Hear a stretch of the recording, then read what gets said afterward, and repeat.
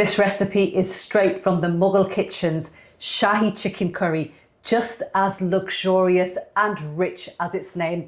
It's a timeless curry which I'm recreating in my little kitchen, so let's start cooking. So let's just quickly run through the ingredients. A full list of this will be in the description box, so please don't panic. We have onions, we've got chicken. I've left the bone in. This is a whole chicken which I've had cut into big pieces, I think about 8 to 9 pieces. And you can use chicken thighs as well. Bone in means more flavour. I've got yogurt, ginger and garlic paste, some spices, some whole spices here. We have clarified butter because we have to make this in clarified butter. This is traditionally made in butter and that smells wonderful. And we have more spices here for the masala. That's for the marination of the meat. This is for the base gravy, which is the base masala.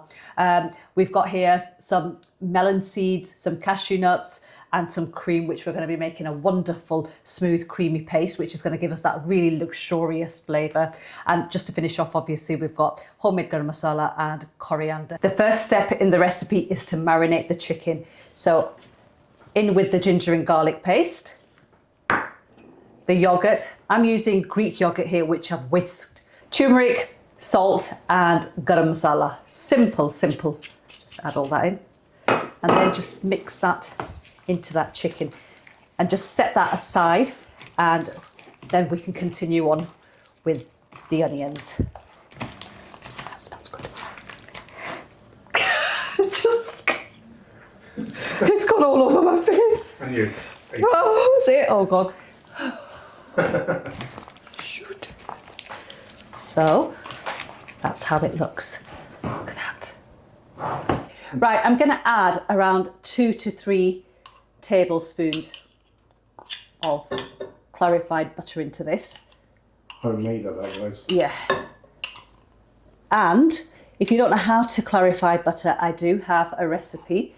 So I will link that in the description box. Oh God, I'm just going to use my hands. No, I've got a spoon actually. There. Using clarified butter gives the curry a wonderful, wonderful flavour, and the onions that just caramelise in there, they're on the next level. That smell. It's just beautiful, isn't it? Right, so the heat is currently on a medium, and then we're going to fry these nice and slow until they're soft and translucent and have no colour on them, because Mughlai curries are pale, rich and creamy, but pale in colour. So once this is done, I'll show you how they look. So when the onions look like this, slightly translucent and a little pale colour on them, you want to add the ginger and garlic paste that you have and just cook that for a minute or so just to get rid of that rawness. And when that's done, set that aside, let it cool down completely, pop it into a food processor once it's cooled and just grind that down to a smooth paste. And once I've done mine, I'll show you how it looks. So while the onions are cooling down, we're going to soak the cashew nuts and melon seeds to soften them up. And I'm just going to transfer them to a larger bowl. Now, melon seeds are optional. You don't have to add them in, but they do add a lovely creaminess along with the cashew nuts. You can get them from any local Asian supermarket, the one that I showed on my spice haul video. And I'm just going to add some boiled kettle water, and that's going to help them. So that's around 1/3 of a cup of hot water. So we're going to leave them for around 15 to 20 minutes and then we'll blitz them into a paste as well. But I'll show you what else you need to add to that.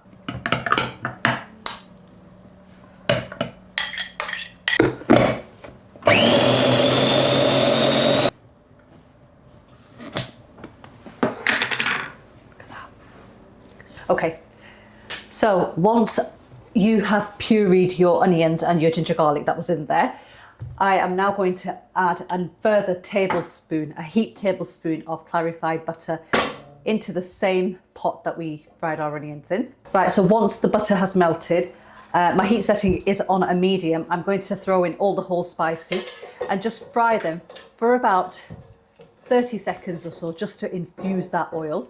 And the reason why these spices weren't added with the onions, because you were going to grind it down to a puree. So you don't want any little bits of whole spices in there. So that's the reason why So now we just add our pureed onion paste back in again.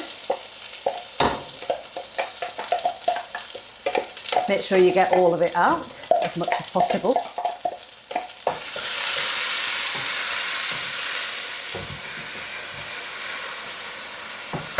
And then I'm going to add my spices for the base masala and just quickly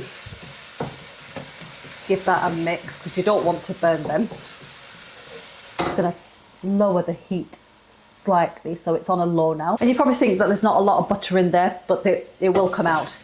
At the moment, the onions have absorbed all of that. So once that cooks down, it will come out. And now we're going to add the chicken in. So add the chicken and make sure you get that masala off because that is flavour. And just mix that through. So I'm just going to add a little bit of boiled kettle water just to help it to cook and have some moisture in there. I know the chicken will release its own moisture, but you want to just add a little bit in. I just forgot to do that. So now I'm just going to turn the hob to a medium. And now I'm going to pop the lid on and we're going to allow this to cook away for 10 to 15 minutes on a medium heat setting. Do keep stirring it, move the chicken around. Because it's chicken on the bone, it takes slightly longer to cook than chicken breast, but 15 minutes and then we're going to move on to the next step of the recipe. So I'll see you guys back then. You know they've got a line in the middle of them. Yes. So the nice pieces we'll use as garnishes. And then just roughly chop the rest of it. Right, so the chicken is nearly done. So we're going to now prepare the nut paste. So I've got my hand blender this time around because the Ninja does a good job, but you want it really, really smooth. And the hand blender is the best thing for this. So I'm going to add the drained cashews and melon seeds into this. And I'm now going in with some hot water. I've actually lost my quarter cup measurement. So I'm just using the third of a cup measurement, and it's warm water in there. And then we're going to use 4 tablespoons, 4 tablespoons of double cream to make this beautiful paste. You want it nice and smooth. Let's look at the chicken. Oh, just look at that. And see how I've told you about the clarified butter coming around the edges and the surface. So yeah, that's fantastic. Close the gas at this point. Just give it a move around in there, the chicken. And now I'm going to add this nut paste that we prepared into it. And the reason why I've closed the gas is because you don't want the cream to split. So that goes in, and then just gently just move that around. Oh, if you could just smell this. But do you see the colour? It's very, very mild, it's pale, and that's what we want. And once you've done that, you want to turn your gas, ceramic hobs, electric hobs back on again, and you want it on the lowest heat setting possible. And then pop your lid back on again. And we're going to simmer this now for 5 minutes. So that just cooks, that nut paste cooks through. And again, the clarified butter will come up to the surface again. And after 5 to 6 minutes, it'll be ready to serve up. So we'll give you a closer look once it's done.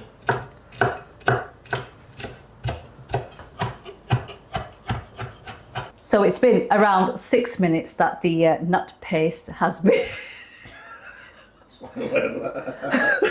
It's been 6 minutes, it's been cooking going. So I'm going to show you how it looks.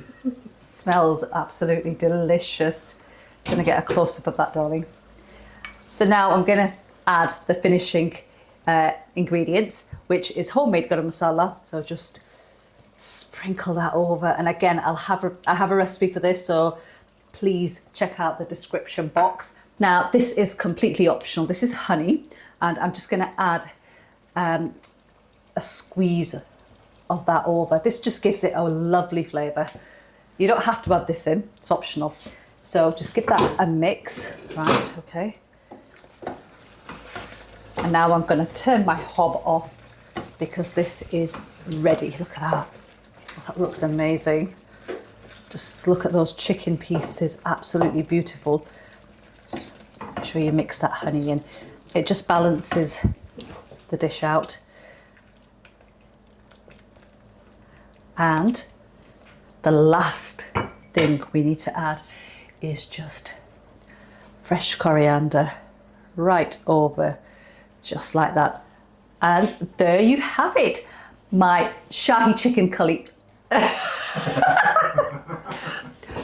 Shahi chicken curry, all ready. Go enjoy it with naans, chapatis, rice, whatever you fancy.